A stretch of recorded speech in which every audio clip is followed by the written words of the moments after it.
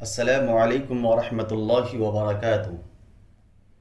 محترم سامعین کرام، سیرت النبی صلی اللہ علیہ وسلم کا پارٹ 6 یعنی حصہ 6 ظلم و ستم کی ان داستانوں پر مشتمل ہے جو نبی کریم صلی اللہ علیہ وسلم اور صحابہ کرام پر کفار و مشرکین نے کیے۔ لہٰذا غور سے سنیں اور یہ احساس کریں کہ یہ دین ہم تک کتنی دقتوں اور پریشانیوں کے بعد پہنچا ہے۔ اللہ کے رسول صلی اللہ علیہ وسلم اور صحابہ کرام نے اس دین کے لیے کیا کیا قربانیاں دی ہیں، لہذا غور سے سماعت فرمائیں۔ 4 نبوت یعنی 4 نبوی میں جب پہلی بار اسلامی دعوت منظر عام پر آئی تو مشرکین نے اسے دبانے کے لیے وہ کارروائیاں انجام دیں جن کا ذکر اس سے پہلے والے بیان میں ہو چکا ہے۔ یہ کارروائیاں تھوڑی تھوڑی اور درجہ بدرجہ عمل میں لائی گئیں اور ہفتوں بلکہ مہینوں مشرکین نے اس سے آگے قدم نہیں بڑھایا اور ظلم و ستم شروع ہی نہیں کی۔ لیکن جب دیکھا کہ یہ کارروائیاں اسلامی دعوت کی راہ روکنے میں مؤثر ثابت نہیں ہو رہی ہیں تو ایک بار پھر جمع ہوئے اور 25 سرداران قریش کی ایک کمیٹی تشکیل دی جس کا سربراہ رسول اللہ صلی اللہ علیہ وسلم کا چچا ابو لہب تھا۔ اس کمیٹی نے باہمی مشورے اور غور و خوض کے بعد رسول اللہ صلی اللہ علیہ وسلم اور صحابہ کرام کے خلاف ایک فیصلہ کن قرارداد منظور کی، یعنی یہ طے کیا کہ اسلام کی مخالفت، پیغمبر اسلام کی ایذا رسانی اور اسلام لانے والوں کو طرح طرح کے جور و ستم اور ظلم و تشدد کا نشانہ بنانے میں کوئی کسر اٹھا نہ رکھی جائے۔ مشرکین نے یہ قرارداد طے کر کے اسے روب عمل لانے کا عزم مصمم کر لیا۔ مسلمانوں اور خصوصاً کمزور مسلمانوں کے اعتبار سے تو یہ کام بہت آسان تھا، لیکن رسول اللہ صلی اللہ علیہ وسلم کے لحاظ سے بڑی مشکلات تھیں۔ آپ ذاتی طور پر پرشکوہ، باوقار اور منفرد شخصیت کے مالک تھے۔ دوست و دشمن سبھی آپ کو تعظیم کی نظر سے دیکھتے تھے۔ آپ جیسی شخصیت کا سامنا اکرام و احترام ہی سے کیا جا سکتا تھا اور آپ کے خلاف کسی نیچ اور ذلیل حرکت کی جرت کوئی رذیل اور احمق ہی کر سکتا تھا۔ اس ذاتی عظمت کے علاوہ آپ کو ابو طالب کی حمایت و حفاظت بھی حاصل تھی، اور ابو طالب مکے کے ان گنے چنے لوگوں میں سے تھے جو اپنی ذاتی اور اجتماعی دونوں حیثیتوں سے اتنے باعظمت تھے کہ کوئی شخص ان کا عہد توڑنے اور ان کے خانوادے پر ہاتھ ڈالنے کی جسارت نہیں کر سکتا تھا۔ اس صورتحال نے قریش کو سخت قلق، پریشانی اور کشمکش سے دوچار کر رکھا تھا، مگر سوال یہ ہے کہ جو دعوت ان کی مذہبی پیشوائی اور دنیاوی سربراہی کی جڑ کاٹ دینا چاہتی تھی، آخر اس پر اتنا لمبا صبر کب تک؟ بالآخر مشرکین نے ابو لہب کی سربراہی میں نبی کریم صلی اللہ علیہ وسلم اور مسلمانوں پر ظلم و جور کا آغاز کر دیا۔ در حقیقت نبی کریم صلی اللہ علیہ وسلم کے متعلق ابو لہب کا موقف روز اول ہی سے، جبکہ ابھی قریش نے اس طرح کی بات سوچی بھی نہ تھی، یہی تھا۔ اس نے بنی ہاشم کی مجلس میں جو کچھ کیا، پھر کوہ صفا پر جو حرکت کی، اس کا ذکر اس سے پہلے والے بیان میں آ چکا ہے۔ بعض روایات میں یہ بھی مذکور ہے کہ اس نے کوہ صفا پر نبی کریم صلی اللہ علیہ وسلم کو مارنے کے لیے ایک پتھر بھی اٹھایا تھا۔ بعثت سے پہلے ابو لہب نے اپنے دونوں بیٹوں عتبہ اور عتیبہ کی شادی نبی کریم صلی اللہ علیہ وسلم کی 2 صاحبزادیوں رقیہ اور ام کلثوم سے کی تھی، لیکن بعثت کے بعد اس نے نہایت سختی اور درستی سے ان دونوں کو طلاق دلوا دی۔ اسی طرح جب نبی کریم صلی اللہ علیہ وسلم کے دوسرے صاحبزادے عبداللہ کا انتقال ہوا تو ابو لہب کو اس قدر خوشی ہوئی کہ وہ دوڑتا ہوا اپنے رفقا کے پاس پہنچا، اپنے دوستوں کے پاس پہنچا اور انہیں یہ خوشخبری سنائی کہ محمد ابتر یعنی نسل بریدہ ہو گئے ہیں۔ ہم یہ بھی ذکر کر چکے ہیں کہ ایام حج میں ابو لہب نبی کریم صلی اللہ علیہ وسلم کی تکذیب کے لیے بازاروں اور اجتماعات میں آپ صلی اللہ علیہ وسلم کے پیچھے پیچھے لگا رہتا تھا۔ طارق بن عبداللہ محاربی کی روایت سے معلوم ہوتا ہے کہ یہ شخص صرف تکذیب ہی پر بس نہیں کرتا تھا، جھٹلانے ہی پر بس نہیں کرتا تھا، بلکہ پتھر بھی مارتا رہتا تھا، جس سے آپ کی ایڑیاں مبارک خون آلودہ ہو جاتی تھیں۔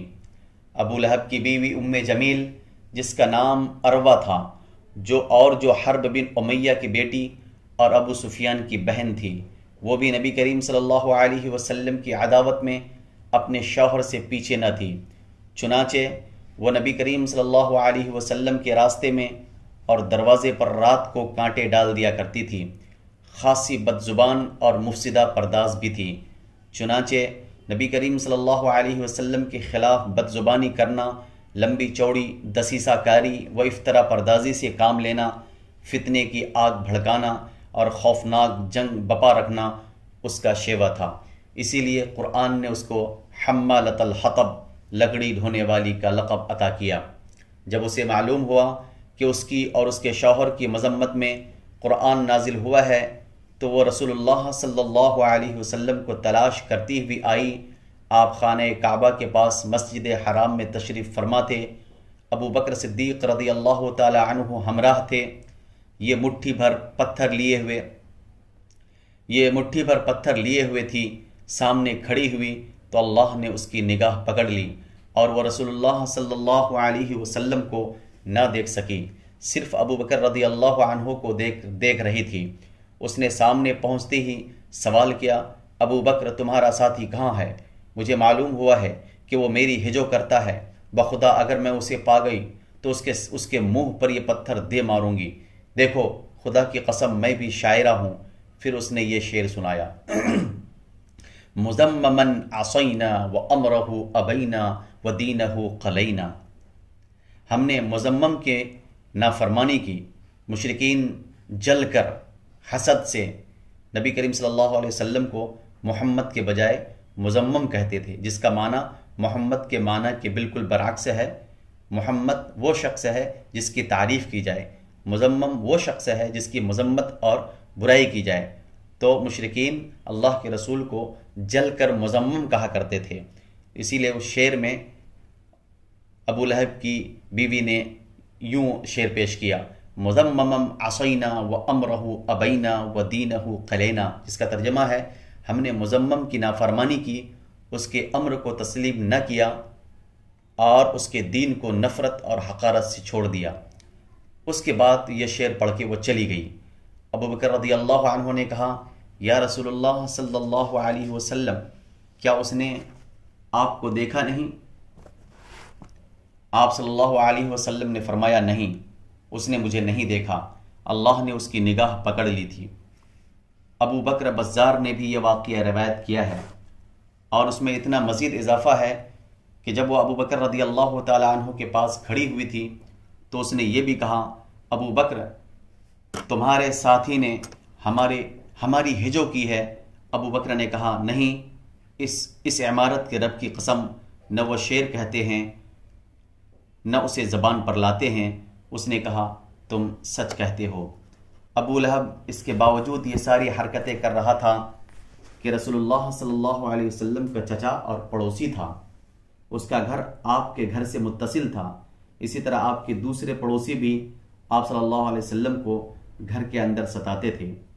ابن اسحاق کا بیان ہے کہ جو گروہ اور جماعت گھر کے اندر رسول اللہ صلی اللہ علیہ وسلم کو اذیت دیا کرتا تھا وہ یہ تھا، ابو لہب، حکم بن ابی العاص بن امیہ، عقبہ بن ابی معیط، عدی بن حمرہ ثقفی، ابن الاسدہ حزلی، یہ سب کے سب آپ صلی اللہ علیہ وسلم کے پڑوسی تھے، اور ان میں سے حکم بن ابی العاص کے علاوہ کوئی بھی مسلمان نہ ہوا۔ ان کے ستانے کا طریقہ یہ تھا کہ جب آپ صلی اللہ علیہ وسلم نماز پڑھتے تو کوئی شخص بکری کی بچہ دانی اس طرح ٹکا کر پھینکتا کہ وہ ٹھیک آپ صلی اللہ علیہ وسلم کے اوپر گرتی، چولہے پر ہانڈی چڑھائی جاتی تو بچہ دانی اس طرح پھینکتے کہ سیدھے ہانڈی میں جا گرتی، آپ صلی اللہ علیہ وسلم نے مجبور ہو کر ایک گھروندہ بنا لیا تاکہ نماز پڑھتے ہوئے ان سے بچ سکیں۔ بہرحال جب آپ صلی اللہ علیہ وسلم پر یہ گندگی پھینکی جاتی تو آپ اسے لکڑی پر لے کر نکلتے اور دروازے پر کھڑے ہو کر فرماتے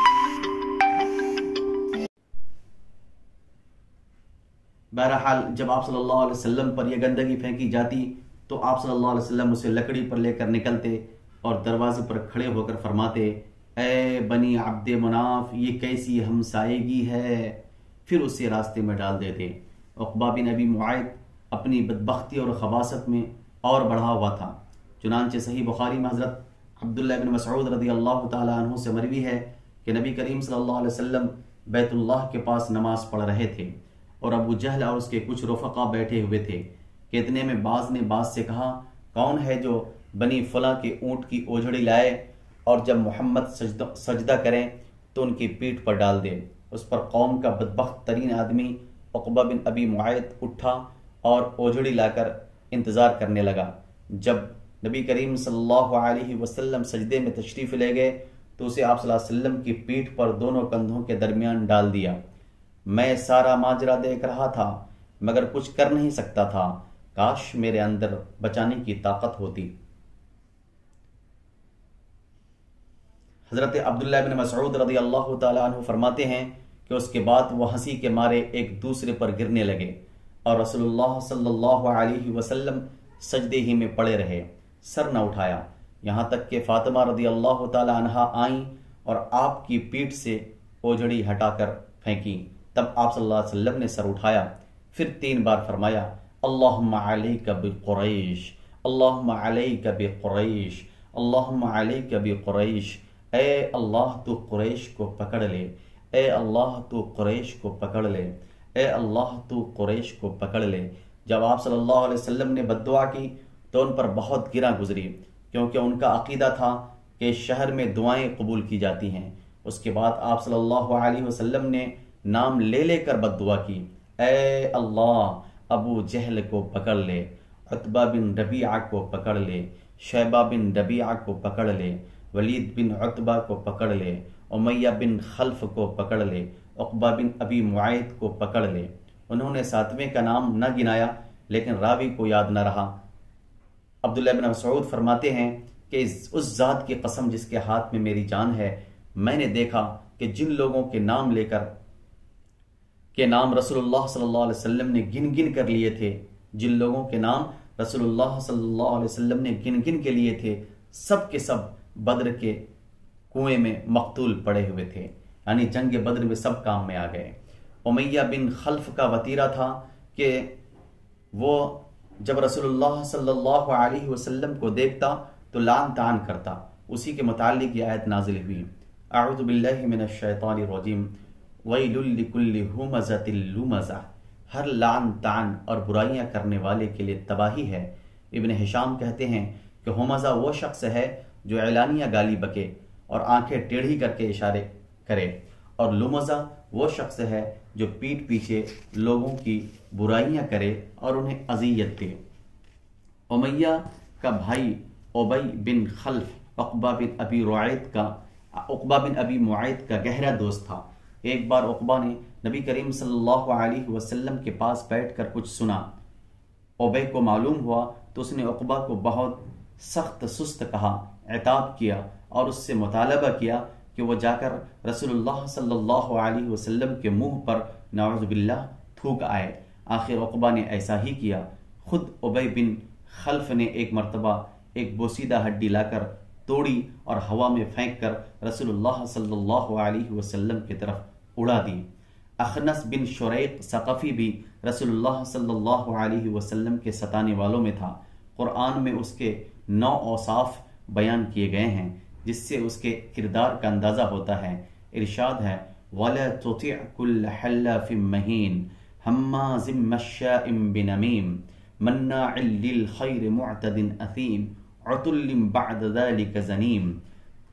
ترجمہ ہے، تم بات نہ مانو کسی قسم کھانے والے ذلیل کی، تم بات نہ مانو کسی قسم کھانے والے ذلیل کی جو لعن طعن کرتا ہے، چغلیاں کھاتا ہے، بھلائی سے روکتا ہے، حد درجہ ظالم، بد عمل اور جفاکار ہے، اور اس کے بعد بد اصل بھی ہے۔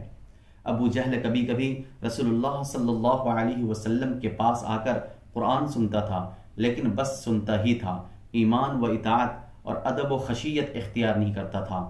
وہ رسول اللہ صلی اللہ علیہ وسلم کو اپنی بات سے اذیت پہنچاتا اور اللہ کی راہ سے روکتا تھا، پھر اپنی اس حرکت اور برائی پر ناز اور فخر کرتا ہوا جاتا تھا، گویا اس نے کوئی قابل ذکر کارنامہ انجام دے دیا ہے۔ قرآن مجید کی آیات اسی شخص کے بارے میں نازل ہوئی، فلا صدق ولا صلى ولكن كذب وتولى، نہ اس نے صدقہ دیا نہ نماز پڑھی بلکہ جھٹلایا اور پیٹ پھیری، پھر وہ اکڑتا ہوا اپنے گھر والوں کے پاس گیا، تیرے خوب لائق ہے، خوب لائق ہے۔ اس شخص نے پہلے دن جب نبی کریم صلی اللہ علیہ وسلم کو نماز پڑھتے ہوئے دیکھا تو اسی دن سے آپ صلی اللہ علیہ وسلم کو نماز سے روکتا رہا۔ ایک بار نبی کریم صلی اللہ علیہ وسلم مقام ابراہیم کے پاس نماز پڑھ رہے تھے کہ اس کا گزر ہوا، دیکھتے ہی بولا، محمد کیا میں نے تجھے اس سے منع نہیں کیا تھا؟ ساتھ ہی دھمکی بھی دی۔ رسول اللہ صلی اللہ علیہ وسلم نے بھی ڈانٹ کر سختی سے جواب دیا۔ اس پر وہ کہنے لگا، اے محمد مجھے کاہے کی دھمکی دے رہے ہو؟ دیکھو خدا کی قسم اس وادی یعنی مکے میں میری محفل سب سے بڑی ہے۔ اس پر اللہ تبارک و تعالی نے یہ آیت نازل فرمائی، فَلْيَدْعُ نَادِيَهُ سَنَدْعُ الزَّبَانِيَةَ، اچھا تو وہ بلائے اپنی محفل کو، ہم بھی سزا کے فرشتوں کو بلائی دیتے ہیں۔ ایک روایت میں مذکور ہے کہ رسول اللہ صلی اللہ علیہ وسلم نے اس کا گریبان گلے کے پاس سے پکڑ لیا اور جھنجھوڑتے ہوئے فرمایا، اولا لک فاولا ثم اولا لک فاولا،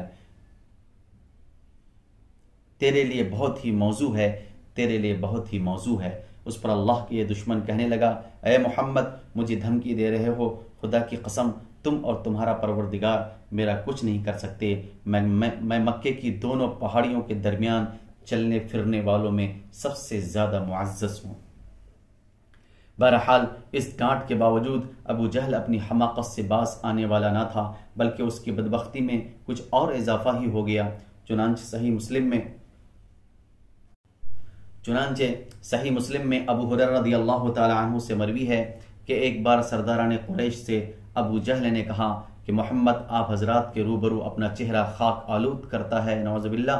جواب دیا گیا، ہاں۔ اس نے کہا، لات و عزا کی قسم اگر میں نے اس حالت میں اسے دیکھ لیا تو اس کی گردن رونت دوں گا اور اس کا چہرہ مٹی پر رگڑ دوں گا۔ اس کے بعد اس نے رسول اللہ صلی اللہ علیہ وسلم کو نماز پڑھتے ہوئے دیکھ لیا اور اس زوم میں چلا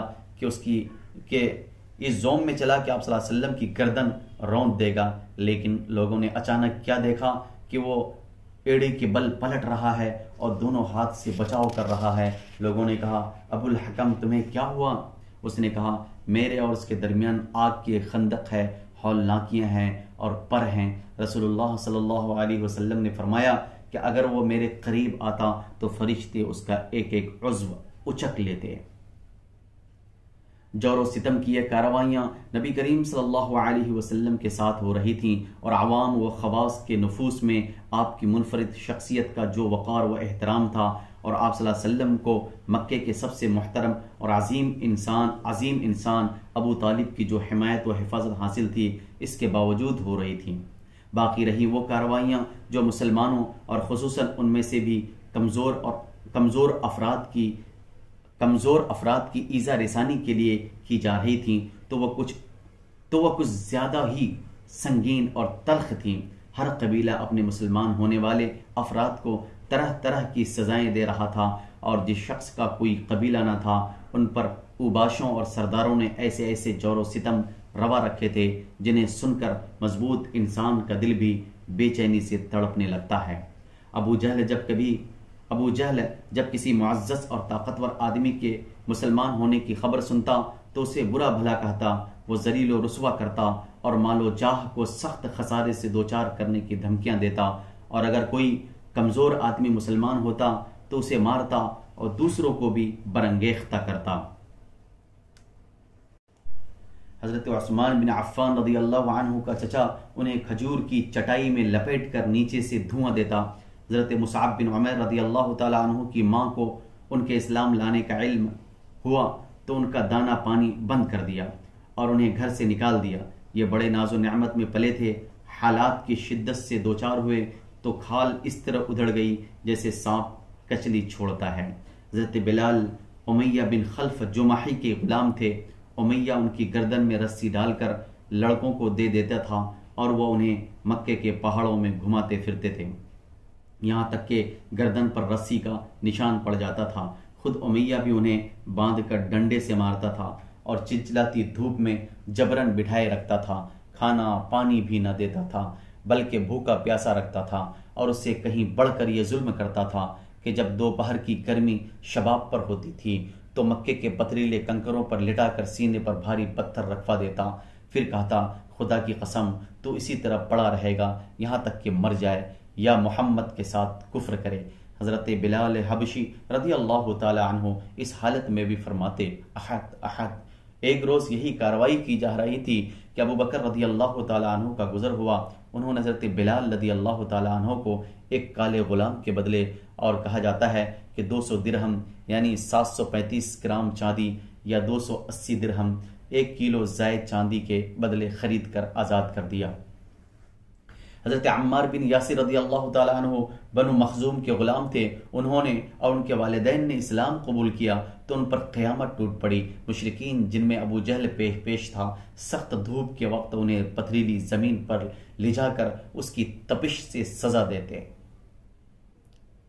ایک بار انہیں اسی طرح سزا دی جا رہی تھی کہ نبی کریم صلی اللہ علیہ وسلم کا گزر ہوا۔ آپ صلی اللہ علیہ وسلم نے فرمایا آل یاسر صبر کرنا، تمہارا ٹھکانہ جنت ہے۔ آخرکار یاسر ظلم کی تاب نہ لا کر وفات پا گئے، شہید ہو گئے، اور سمیہ جو حضرت عمار رضی اللہ تعالی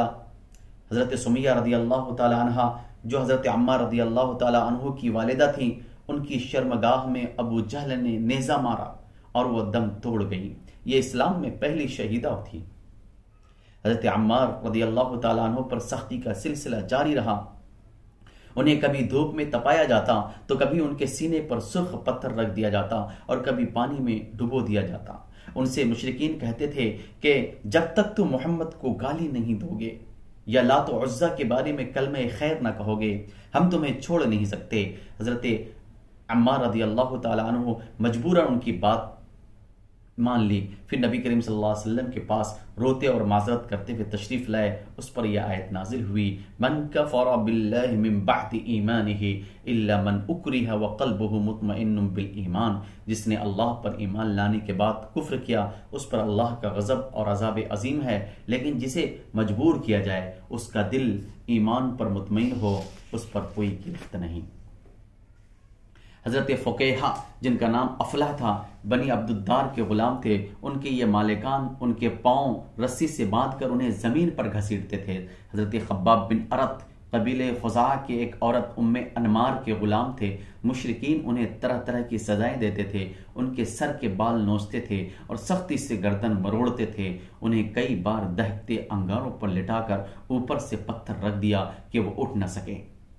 زنیرہ اور نہدیہ اور ان کی صاحبزادی اور ام عبیس یہ سب لونڈیاں تھیں۔ انہوں نے اسلام قبول کیا اور مشرکین کے ہاتھوں اسی طرح کی سنگین سزاؤں سے دوچار ہوئی، جن کے چند نمونے ابھی بیان کیے جا چکے ہیں۔